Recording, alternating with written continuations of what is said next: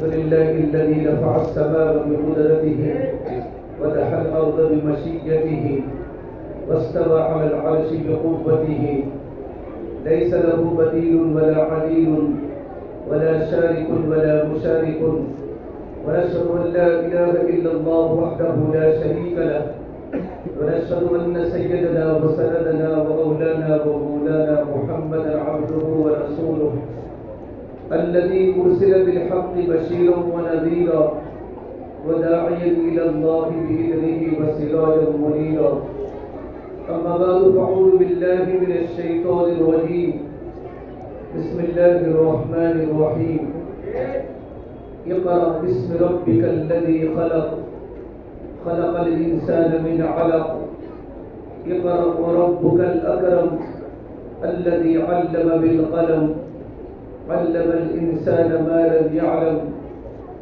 وقال النبي صلى الله تبارك وتعالى عليه وسلم خيركم من تعلم القرآن وعلمه وقال النبي صلى الله تبارك وتعالى عليه وسلم كل مولود يولد على الفطرة فأبواه يهودانه وينصرانه ويمجسانه أو كما قال النبي صلى الله تبارك وتعالى عليه وسلم.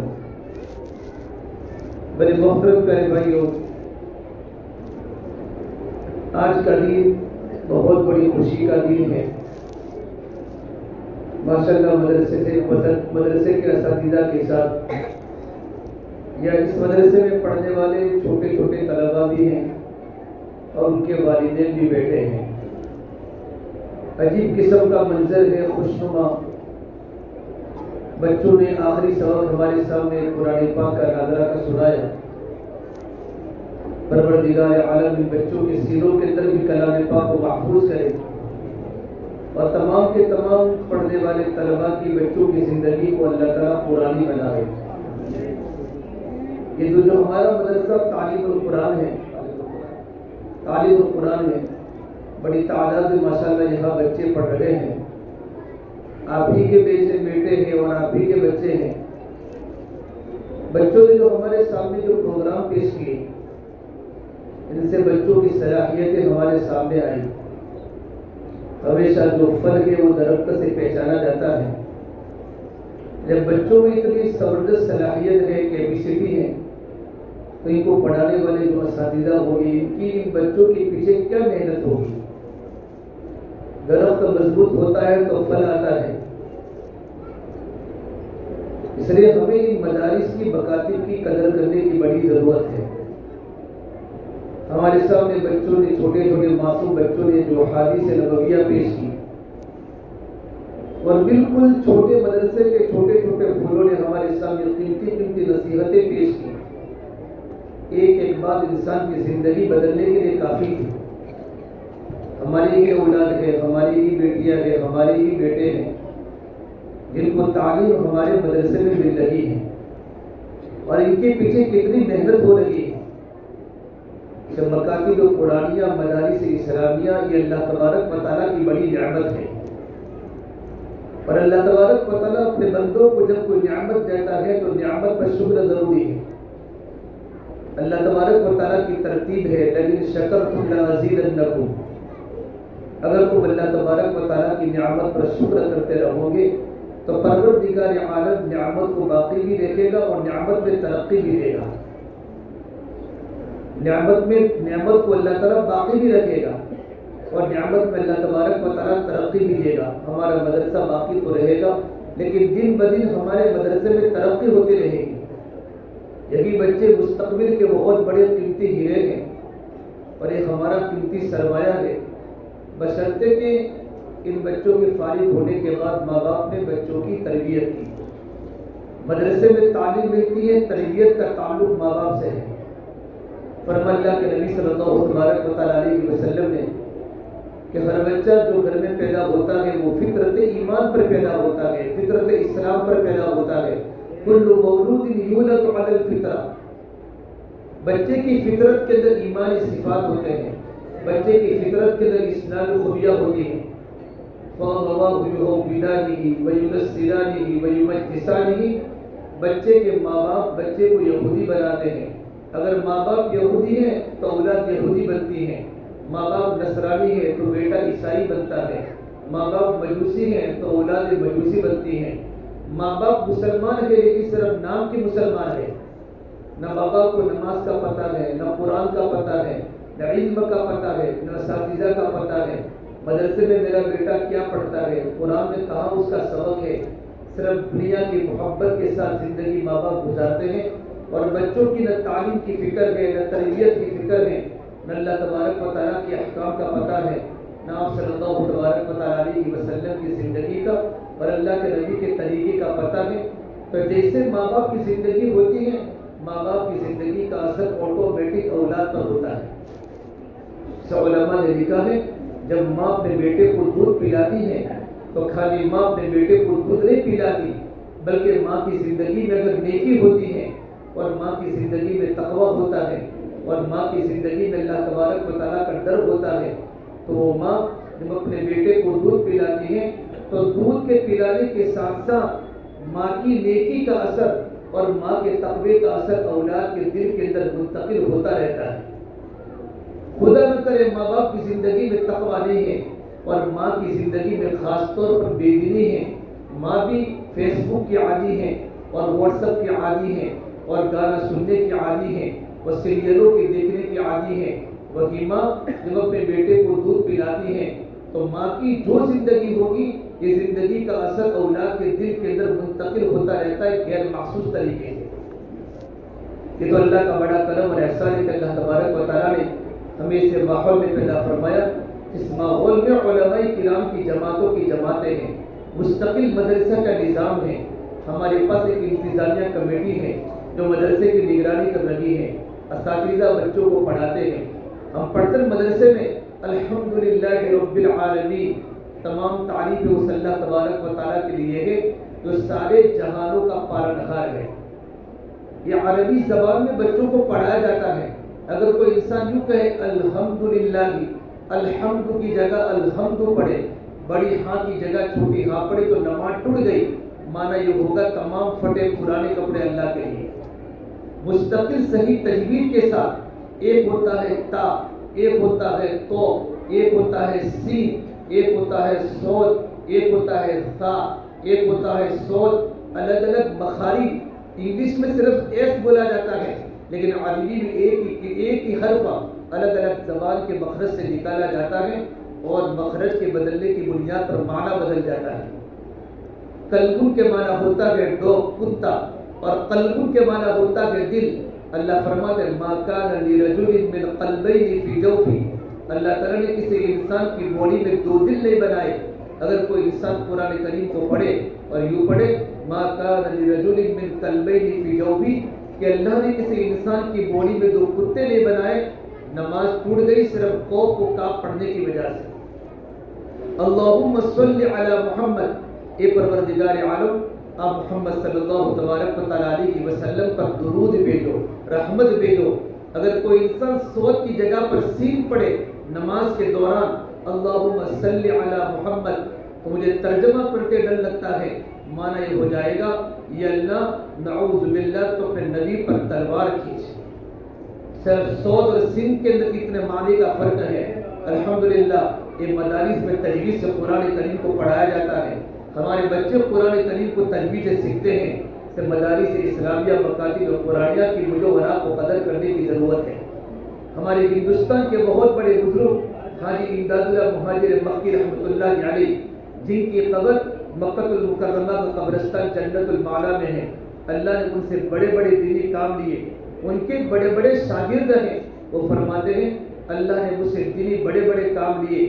مجھے ہر عمل پر پروردگار عالم سے مغفرت کی امید ہے لیکن ایک عمل ایسا ہے جس پر مجھے اللہ تبارک و تعالیٰ سے یقین ہے کہ پروردگار عالم میرے اس عمل پر اللہ تعالیٰ میرے درجات کو بلند کرے گا اور اللہ تعالیٰ میرے گناہوں کو معاف کر دے گا.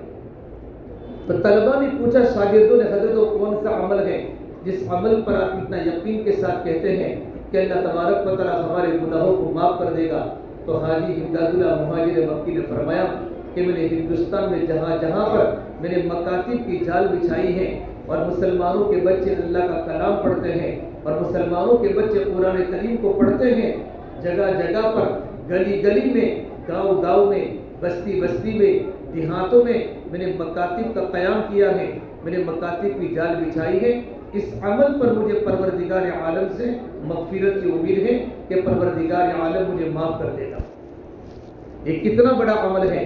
شیخ الہند رحمۃ اللہ علیہ جو ہمارے بزرگوں میں ہیں، جو ہندوستان کی آزادی کی بنیاد پر ان کو مالٹا کی جیل میں جانا پڑا اور کالا پانی کی سزا ان کو دی گئی، جب مالٹا کی جیل سے جب رہا ہوئے ہیں اور بمبئی کے ساحل پر اترے ہیں، دنیا کے بڑے بڑے علماء، بڑے بڑے دانشوران، بڑے بڑے فلاسفر جب ان کو بمبئی کے ساحل پر ان کا استقبال کیا، حضرت بالکل پتلے ہو چکے تھے، جیل کی کوٹڑی میں رہ کر وہاں کی تکلیفوں کو برداشت کر کے، لیکن بڑے حوصلے کے ساتھ دو باتیں فرمائی۔ اگر دنیا مسلمان یہ چاہتے ہیں کہ اگر ہماری دنیا بھی بنے اور ہماری آخرت بھی بنے، کہ دنیا کے اندر بھی ہماری نجات ہو اور آخرت کے اندر بھی ہماری نجات ہو، تو میں دو پیغام جیل کی کوٹڑی میں سے لے کر آیا ہوں، میں دو باتیں جیل کی کوٹڑی میں سے لے کر آیا ہوں۔ ایک بات فرمائی، مسلمانوں کا آپس کا اتفاق۔ اللہ تبارک و تعالیٰ کی طاقت کے بعد سب سے بڑی طاقت یہ مسلمانوں کا آپس کا اتفاق ہے، مسلمانوں کے درمیان آپس کی محبت ہے۔ ذرہ ہو تو جم جاؤ، صحرا نظر آؤں گے، قطرہ ہو تو مل جاؤ، دریا نظر آؤں گے۔ کہ مسلمانوں کی اجتماعی طاقت، اگر مسلمانوں کی اجتماعی طاقت ہے تو مسلمان دنیا کے اندر بھی کامیاب ہوں گے اور آخرت کے اندر بھی اللہ تعالیٰ کی بارگاہ میں سرخرو ہوں گے۔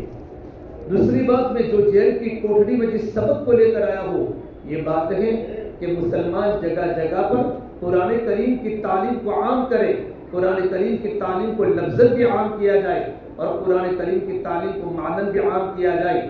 جگہ جگہ پر مساجد میں درس قرآن کے حلقے لگائے جائیں اور جگہ جگہ پر مکاتب کی شکل میں مدارس قائم کیا جائے اور مسلمانوں کے بچے قرآن کریم کو پڑھیں اور مسلمانوں کے بچے اللہ تبارک و تعالیٰ کا نام لے، آپ صلی اللہ تبارک و تعالیٰ علیہ وسلم کی زندگی ان کے سامنے آوے۔ فرما کر یہ دو چیزیں اگر دنیا میں زندہ رہے گی، اللہ کے ذات سے امید ہے ہم دنیا میں عزت کے ساتھ زندگی گزاریں گے۔ اس سے میرے بھائیو، یہ مکاتب قرآنیہ اور مدارس اسلامیہ مولانا علی ندوی رحمۃ اللہ علیہ اس کی اتنی بڑی اہمیت فرماتے تھے کہ مسلمانوں اگر اپنے بچوں کو مسلمان بنانا چاہتے ہو اور اپنی اولادوں کے دل میں اللہ کی محبت کو باقی رکھنا چاہتے ہو اور پکا مسلمان بنانا چاہتے ہو کہ مکاتب کو اپنی جگہ پر رہنے دو۔ پھر فرمایا اگر ہمارے محلے میں اگر ہمارا بچہ کو اپہرن کر دے، ہمارے بچے کو کوئی اغوا کر لے تو پورے محلے میں شور ہو جاتا ہے، پورے محلے میں فساد ہونے کا خطرہ ہے۔ آج باطل نے ہمارے بچوں کو ہمارے گودوں سے چھین لیا ہے، ہمارے بیٹوں کے عقائد غلط ہو چکے ہیں، ہمارے بیٹوں کی فکریں بدل چکی ہیں، ہماری اولادوں کی ذہنیت بدل چکی ہے۔ ہمارے مولانا ابراہیم صاحب دیولہ دعوت برکاتہ العالیہ نے جمبوسر کی خانقاہ میں ایک بات فرمائی، اب مجھے مسلمان بچوں کے عمل کی کمزوری کا فکر نہیں ہے کہ مسلمانوں کے بچوں کی نماز کی کمی ہے، قرآن کی تلاوت کی کمی ہے، اللہ کی ذکر کی کمی ہے، یہ تو فکر کی ضرورت ہے، لیکن سب سے بڑی جو فکر ہے کہ مسلمانوں کے عقائد کا مسئلہ ہے، ان کے ایمان کا مسئلہ ہے، تو ان کے عقائد بدل نہ جائے۔ مسلمانوں کے بچے ذہنی مرتد ہو رہے ہیں، فکری مرتد ہو رہے ہیں۔ یہ بات فرمائی حضرت نے صبح سحری کے وقت جب علماء کرام دسترخوان پر کھانا کھا رہے تھے، ایک ملک کے عالم خانقاہ میں تشریف لائے تھے، بہت بڑے عالم، جس ملک میں کوئی غیر مسلم نہیں رہتا۔ ان مولانا نے فرمایا مولوی صاحب آپ نے بھی بیان میں بات فرمائی، جس ملک میں میں رہتا ہوں اس ملک میں چھوٹے چھوٹے بچوں کو پڑھا رہا تھا، میں نے ان کے سامنے جنت کا تذکرہ کیا، جہنم کا تذکرہ کیا، پھر 9ویں پڑھنے والا اسٹوڈنٹ اور 9ویں پڑھنے والا طالب علم کھڑے ہو کر یوں کہتا ہے کہ مولانا تم 1400 سال سے امت کو گمراہ کرتے ہو کہ جنت ہے جہنم ہے، جنت نام کی کوئی چیز نہیں، جہنم نام کی کوئی چیز نہیں، اللہ تبارک و تعالیٰ کی کوئی ذات نہیں، مرنے کے بعد انسان مٹی ہو جاتا ہے۔ اسلامی ملک کے بچے کا یہ عقیدہ ہے۔ میرے بھائیوں کو ہمیں کتنی سنبھلنے کی ضرورت ہے اور اپنی اولادوں کو دینی تعلیم دینے کی کتنی ضرورت ہے۔ ہمیں پتہ نہیں کہ ہمارے چھوٹے چھوٹے بیٹے جنہوں نے کتنی صلاحیت ہے ہمارے بچوں میں اور کتنی کیپیسٹی ہے۔ ہم ہمارے جمال پور میں چھپاوٹ میں خاص طور پر راتوں کو 2 بجے تک اور 3 بجے تک ہمیں دکانوں پر بیٹھنے کے عادی ہوتے ہیں، ایکٹیوا پر بیٹھنے کے عادی ہوتے ہیں، معاف کرنا، میں تو ہمیشہ آسٹریلیا پتھر والی میں 29 رمضان کو آتا رہتا ہوں، یہاں کے ماحول سے میں واقف ہوں. لوگ چھوٹے چھوٹے بچے بھی رات کو ٹیڑیے بھی تمہارے محلے کے 2 بجے گلی میں گھومتے ملیں گے اور 3 بجے آپ کو گلی میں گھومتے ملیں گے کہ فجر کے بعد مدرسے میں بچے پڑھنے بھی نہیں آتے، بچوں کی غیر حاضریاں ہوتی ہیں. مسلمانوں کے بچوں کی، مسلمانوں کی سب سے بڑی خوبی یہ ہے کہ مسلمان عشاء کے بعد جلدی سوتا ہے، صبح میں جلدی اٹھتا ہے. ایمان والے کی صفت ہوتی ہے لا ثمر بعد العشاء. فرمایا اللہ کے نبی صلی اللہ علیہ وسلم نے عشاء کے بعد بغیر ضرورت کے قصہ کہانیوں کی ضرورت نہیں ہے، یا کوئی پروگرام ہے یا بچوں کی دینی تعلیم کا مسئلہ ہے، بچوں کی دینی تربیت کا مسئلہ ہے تو باتیں کریں، بچوں کو سمجھاویں. اس کے علاوہ جلدی سو جانے کی ہم تمام کو ضرورت ہے اور ہر ایک کو اپنی اولاد کی دینی فکر کی ضرورت ہے. ہم جتنا ٹائم باہر دوستوں میں دیتے ہیں اس سے زیادہ ٹائم اپنے بچوں کو تعلیم میں دے. گھر پر آنے کے بعد معلوم پڑے گا ہمارے بیٹے کی ذہنیت کیا ہے، میرے بیٹے کی سوچ کیا ہے، میرے بیٹے کا فرینڈ سرکل کون سا ہے، میری بیٹی کی سہیلیاں کون سی ہیں، میرے بیٹے کا دل کا رخ کس طرف جا رہا ہے، میرے بیٹے کی ذہنیت کس طرف ہے. جب ماں باپ اپنی اولادوں کو لے کر بیٹھیں گے اور جب اولاد ماں باپ سے بات کرے گی تو معلوم پڑے گا کہ میرے بیٹے کا ذہن محمد عربی صلی اللہ علیہ وسلم کے دین پر ہے یا میرے بیٹے کا ذہن یہودیت پر جا رہا ہے یا عیسائیت پر جا رہا ہے. بیٹا کہتا ہے ابا جان آج تو میرے دوست کی برتھ ڈے ہے، بچے کا ذہن اب اسلام سے ہٹ کر اب غیر اسلام کی طرف جا رہا ہے. برتھ ڈے منانا یہ مسلمان کی شان نہیں ہے، یہ تو یہودی برتھ ڈے مناتے ہیں، یہودی کیک کاٹتے ہیں. آج ہمارا بیٹا جب اس کی برتھ ڈے ہوتی ہے یا اس کی فرینڈ کی برتھ ڈے ہوتی ہے، امی کو پتا ہوتا ہے، ابا کو پتا ہوتا ہے، ماں باپ گھر میں خود کیک لاتے ہیں اپنی اولادوں کو راضی کر کے. میرے آقا صلی اللہ علیہ وسلم کے سینے کو چھلنی ہم کر لگے ہیں. جن لوگوں نے حضور کو تکلیف پہنچائی اور میرے نبی کے سینے پر گولیاں چلائی ہیں ان کے طور و طریق، ان کے کلچر کو ہم فالو کرتے ہیں. سرکار مدینہ صلی اللہ علیہ وسلم کی تعلیم ہمیں پسند نہیں ہے. اسے فرمایا کہ ماں باپ کے اولاد کا 3 حق ہے. سب سے پہلے ماں باپ کی ذمہ داری ہے اپنے بیٹا جب گھر میں پیدا ہو جاوے تو بیٹے کا اچھا نام رکھے. ایحسن اسما، اولاد کا اچھا نام رکھنا، ایسے نام کو رکھنا جس نام کے معنی اچھے ہو. اللہ والوں کے نام پر نام رکھے، صحابہ کے نام پر اپنے اولادوں کا نام رکھے. نمبر 2 ماں باپ کی ذمہ داری ہے ایعلمہ الکتاب اذا عقل، کہ ماں باپ اپنی اولاد کو اچھی دینی تعلیم دے. یہ تقریر کرنے والا جو بچہ جس کا بھی بیٹا ہو اس میں اتنی صلاحیت ہے، اتنا حوصلہ ہے، اتنی جرأت ہے، یہ مستقبل کا بہت بڑا ستارہ ہے، مستقبل کا جنید بغدادی بن سکتا ہے. لیکن ماں باپ کی ذمہ داری ہے اپنی اولاد کو دنیاوی تعلیم کے ساتھ ساتھ دینی تعلیم میں اولاد کو باقی رکھے. اپنے بیٹے کو حافظ قرآن بناؤ.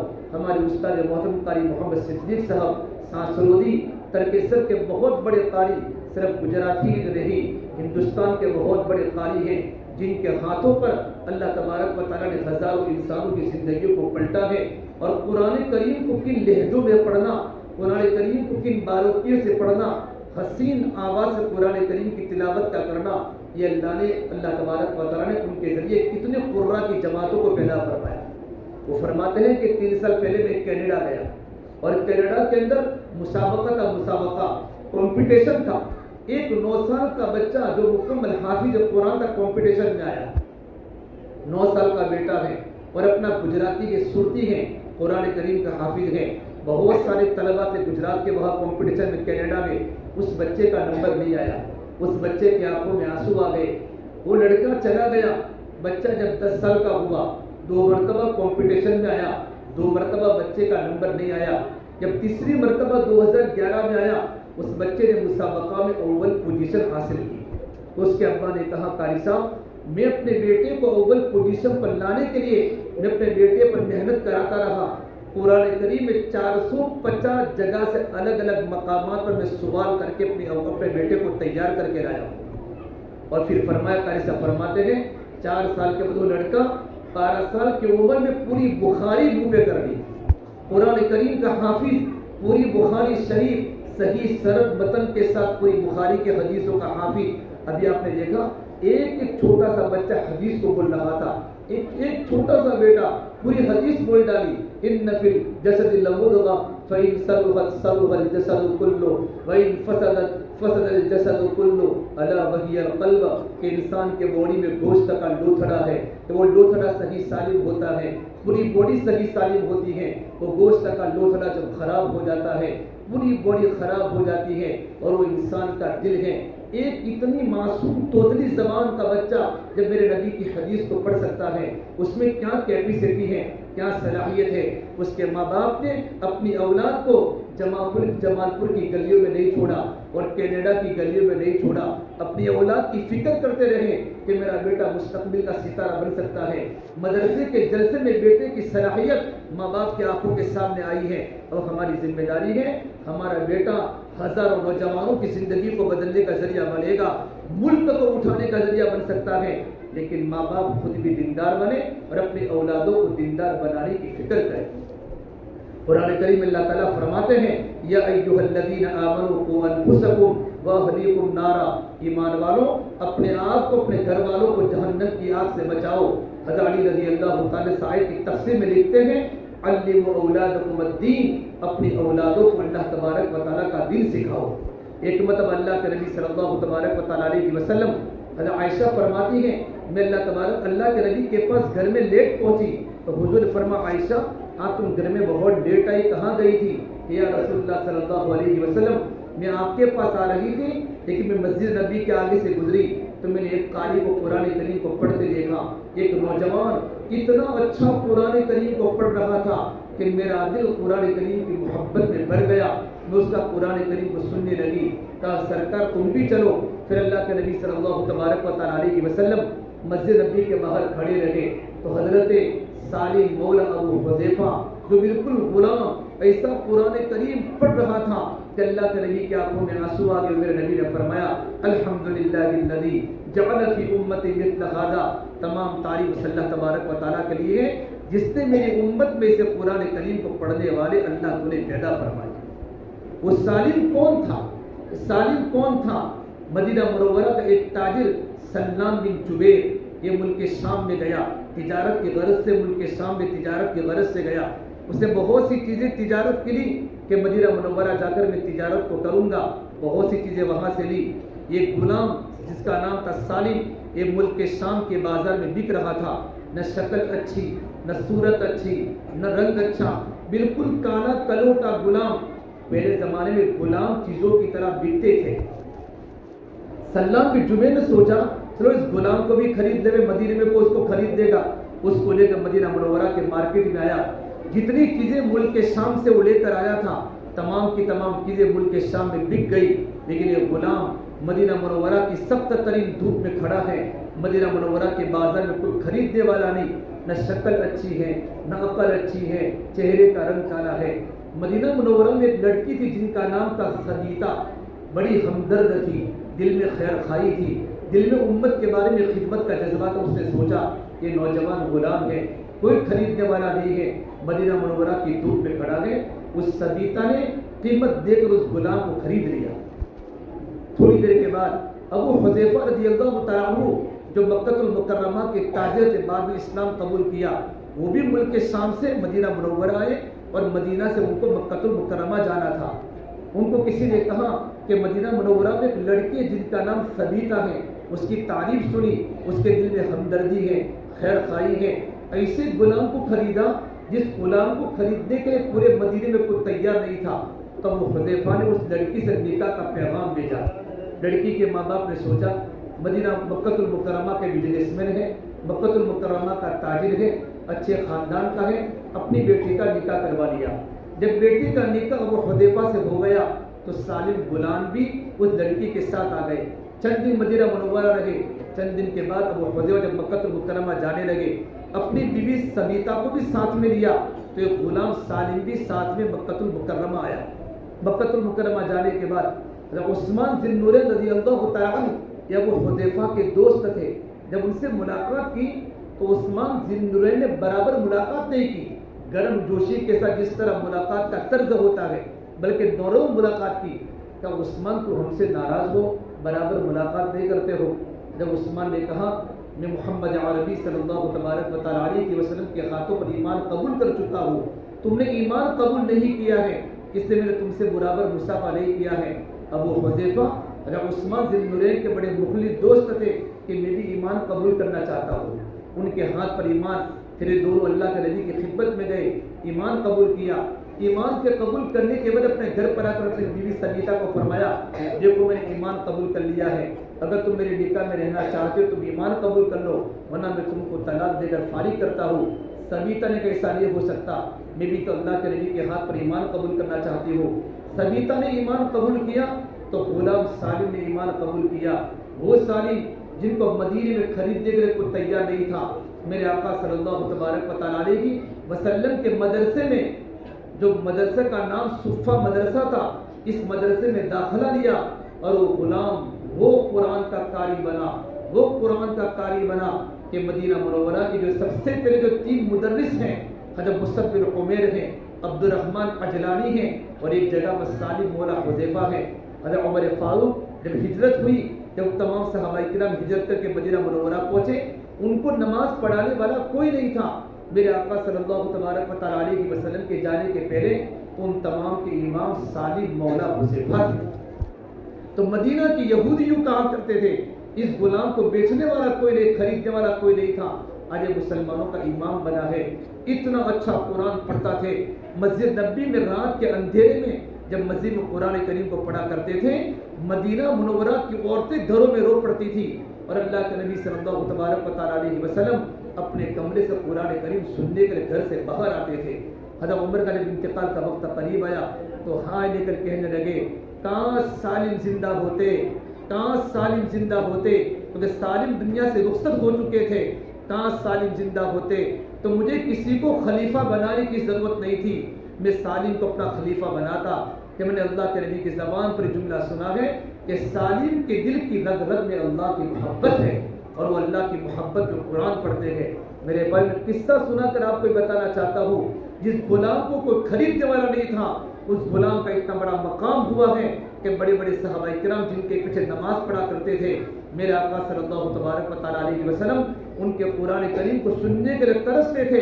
یہ ہمارے 43 بچوں کا ناظرہ قرآن کریم مکمل ہوا ہے اور صحیح حدیث ہے جس مرد نے، جس ماں باپ نے اپنے بیٹے کو ناظرہ اندر دے کر قرآن کریم کو پڑھایا، ان ماں باپ پر جنت واجب ہے، اور جنہوں نے اپنے بیٹے کو حافظ قرآن بنایا اس کا مقام تو میرے بھائیو عجیب ہے۔ کل قیامت میں اللہ تبارک و تعالیٰ ان کے ماں باپ کو ایسے جوڑے پہنائے گا کہ جن کے سامنے سورج کی روشنی بھی پھیکی پڑ جائے گی۔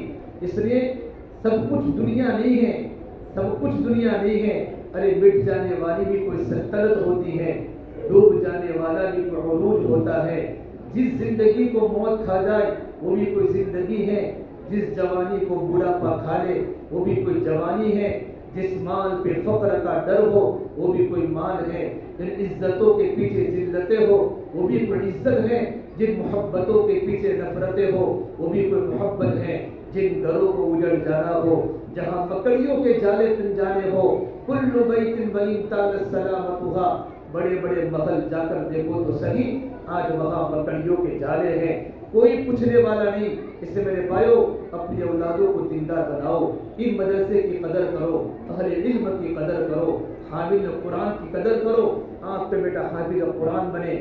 سلطان محمود بیگڑا رحمۃ اللہ علیہ، رمضان کا مبارک مہینہ چل رہا ہے اور ایک عالم نے بیان کیا کہ جس نے اپنے بیٹے کو حافظ قرآن بنایا یا اپنے نسل میں کسی کو حافظ قرآن بنایا، کل قیامت میں اللہ تبارک و تعالیٰ اس حافظ قرآن کو ایسی جنت کے ٹکٹ دے گا جن 10 انسانوں پر جہنم کا سکہ لگ چکا ہوگا، جہنم کا فیصلہ ہو چکا ہوگا۔ سلطان محمود بیگڑا بروڑا کا بادشاہ ہے، اپنے دل میں افسوس کر کے کہا میری نسل میں کوئی حافظ قرآن نہیں ہے، نہ میرا پوتا حافظ ہے، نہ نواسا حافظ ہے، نہ بیٹا حافظ ہے۔ اس مجلس میں ان کا بیٹا خلیل خان اپنے ابا کے چہرے کو دیکھ کر اس کی آنکھیں بھر آئی کہ میرے ابا کی تمنا تھی کاش میرے گھر میں کوئی حافظ قرآن بنتا۔ خلیل رمضان کا مہینہ مکمل ہوا، بروڑا تشریف لائے اور پورا دن حکومت کے کام کرتے تھے۔ عشاء کے بعد ان کے ابا کو پتہ نہیں تھا، پوری رات قرآن کریم کو یاد کرتے تھے، یہاں تک ان کی آنکھیں سرخ ہو گئی، ان کی آنکھیں لال ہو گئی. ڈاکٹروں کو بلایا گیا. ڈاکٹروں نے کہا ان کو کوئی بیماری نہیں ہے. رات کو جاگنے کی بنیاد پر ان کی آنکھیں سرخ ہو چکی ہیں. تو رات کو سونا پڑے گا. تو نہیں, آخرت کی سرخ روئی حاصل کرنے کے لیے میری دنیا کی آنکھیں سرخ ہو جاوے, یہ تو سستا سودا ہے. 1.5 سال میں قرآن کریم کو مکمل کیا. اگلا رمضان آیا کہ ابا جان اس بار تو تراویح میں پڑھاؤں گا. کہ بیٹا تو کہاں حافظ ہے؟ کہ ابا میں قرآن کریم کا حافظ بن چکا ہوں اور قرآن کریم کی تراویح پڑھائی ہے. بادشاہ سلامت پیچھے کھڑے تھے. 15واں روزہ تھا. سلطان محمود دیگر رحمۃ اللہ علیہ کو برداشت نہیں ہوا اور پورے مجمع کے سامنے کہا, اے میرے پیارے بیٹے, میں تو جاہل ہوں, میرا بیٹا حافظ قرآن ہے, میں پوری حکومت تجھے دیتا ہوں کہ عالم ہی حکومت کر سکتا ہے اور قرآن کریم کا حافظ کی حکومت کا قابل ہے. میں جاہل سلطنت کو نہیں سنبھال سکتا. ایک باپ نے اپنے بیٹے حافظ قرآن کا اکرام کیا ہے. اس سے میرے بھائیو, اللہ نے آپ کی برادری میں بڑی صلاحیت دی ہے. اپنی زندگی کی قدر کرے. میرے بھائیو, چند دن کی دنیا ہے, چند دن کی زندگی ہے. اٹھتی جوانیاں مت دیکھو, اٹھتے جنازے دیکھو, شادی کی بارات مت دیکھو, موت کے ماتم دیکھو. ہم سب کو مرنا ہے, قبر میں جانا ہے. یہ پورا جمال پور کا قبرستان ہے جب ہمارے ماں باپ مدفون ہیں. ہمارے جوان لڑکے جب وہاں سے گزرتے ہیں, ان کے کان میں ایئر فون ہوتا ہے, گانا سنتے سنتے دوستوں سے بات کرتے کرتے وہاں سے گزر جاتے ہیں. ان کو پتہ بھی ہے کہ ان کی ماں کی قبر ہے, ابو کی قبر ہے, دادا کی قبر ہے, دادی کی قبر ہے, لیکن کسی کو فاتحہ پڑھنے کی توفیق نہیں ہوتی. ارے میرے بھائیو, کاش ہمارے بیٹے عالم دین بنتے, ہمارے بیٹے حافظ قرآن بنتے, ہمارا بیٹا ڈاکٹر بھی ہو, حافظ قرآن بھی ہو, انجینئر بھی ہو, حافظ قرآن بھی ہو, دیندار بھی ہو, لویر بھی ہو. آج کتنے علماء کرام بھی ہیں, بی اے کر رہے ہیں, بی کام کر رہے ہیں. ہم دنیاوی تعلیم کو پڑھانے کا نہ نہیں کہتے, لیکن دینی تعلیم کو مقدم رکھو. دنیا کے حالات بدل رہے ہیں, اسکول کی تعلیم پر خطرہ ہے. کئی سالوں ہمارے بیٹے زہری مرتد ہو جاوے. ایسے خطرناک موبائلوں میں آپشن ہیں کہ مسلمانوں کو اسلام سے ہٹانے کی تدبیر ہو رہی ہے. ایسے وقت میں یہ مدرسے ہمارے بہت بڑا قلعہ ہے, یہ بہت بڑا سرمایہ ہے. مولانا علی میاں ندوی رحمۃ اللہ نے فرمایا تھا, اگر مکاتب کو بچانے میں اگر کوئی انسان اپنی ماہانہ سیلری میں سے تھوڑا سا حصہ اگر مدارس میں لگا دے اور مساجد میں اور مکاتب کی ترقی میں لگا دے تو اس کا سب سے بڑا فیصلہ ہوگا اور اس کا فیصلہ جنت میں جانے کا ثابت بنے گا. اس سے میرے بھائیو, ماشاءاللہ ہمارے جلسہ کو پروردگار عالم ہمارے جلسے کو بہت قبول فرماوے. دیکھو بچے دن بدن ہمارے بڑھ رہے ہیں, ہمارے پاس بچوں کو بٹھانے کی جگہ بھی نہیں ہے. اوپر مدرسہ ہے, مسجد کھچا کر بن جاتی, اللہ کا بڑا کرم ہے. بچے کتنا اچھا قرآن کریم بچوں نے پڑھا, کتنا اچھا مطالبہ ہوا. ہمارے بچوں میں ٹیلنٹ ہے, صلاحیت ہے, کیپیسٹی ہے. اس لیے مدرسے کی تعلیم کے ساتھ ساتھ تربیت کا بھی تعلق ہو. دیکھو بچے کیسے اچھے لگتے ہیں, ابھی گھر پر جاتے ہی بیٹی کی ٹوپی اتر جائے گی, اس کی ماں کرتا اتار لے گی, اس کی ماں. میں اپنے مدرسے کی بات کرتا ہوں, ایک ماں اپنے بیٹے کو لینے کے لیے آئی, جیسے ایکٹیوا اور بٹھایا, سب سے پہلے ماں نے اپنے بیٹے کے سر کی ٹوپی اتاری. کہ ماں کو اسلامی کلچر پسند نہیں ہے, کہ ماں کو اسلامی کلچر پسند نہیں ہے کہ میرا بیٹا ٹوپی پہن کر محلے میں جاوے. ماں کی غیرت کا جنازہ نکل چکا ہے. میرے آقا صلی اللہ تبارک و تعالی علیہ وسلم نے اسلامی معاشرے کو قائم کرنے کے لیے کیا قربانیاں دی ہیں. اسے علامہ اقبال نے روتے روتے کہا ہے, علامہ اقبال نے روتے روتے کہا ہے کہ لوگوں اپنی زندگی کو صحیح کرو. میرے آقا تڑپ تڑپ کے قبر میں گئے ہیں اور کل قیامت کے دن اللہ کے نبی صلی اللہ تبارک و تعالی علیہ وسلم سے پوچھ لیا تم اللہ تبارک و تعالیٰ کے سامنے اور اللہ کے نبی کے سامنے کیا جواب دیں گے. اس سے میرے بھائیو بڑی خوشی ہوئی. اللہ پاک مدرسے کو خوب ترقی عطا فرماوے, انتظامیہ کو اللہ قبول فرماوے, علماء کرام کی مدرسین کی محنتوں کو اللہ پاک برابر فرماوے اور دین بدر ہمارے مدرسے کو ترقی عطا فرماوے اور ہمارا جلسہ آخرت میں نجات کا ذریعہ بنا.